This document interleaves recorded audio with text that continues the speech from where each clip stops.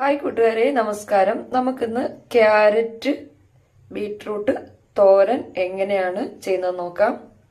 അതിനായിട്ട് carrot grate ചെയ്തെടുത്തിട്ടുണ്ട്, beetroot great ചെയ്തെടുത്തിട്ടുണ്ട്, കുറച്ച് സവോള, പച്ചമുളക്, കറിവേപ്പില, തേങ്ങ.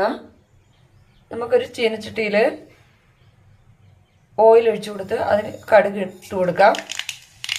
അതിലേക്ക് കറിവേപ്പില ഇട്ട് കൊടുക്കാം. ക്യാരറ്റ്, ബീട്രൂട്ട്, സവാള, പച്ചമുളക്, തേങ്ങ ഇട്ട് കൊടുക്കുക.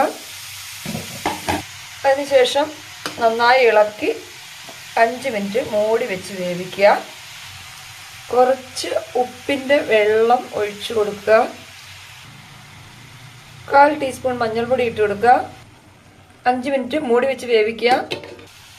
നമ്മുടെ ക്യാരറ്റ് തോരൻ റെഡി ആയി കഴിഞ്ഞു. കുട്ടികളുടെ കാഴ്ചശക്തിയൊക്കെ വർദ്ധിപ്പിക്കാൻ ഇതുപോലെ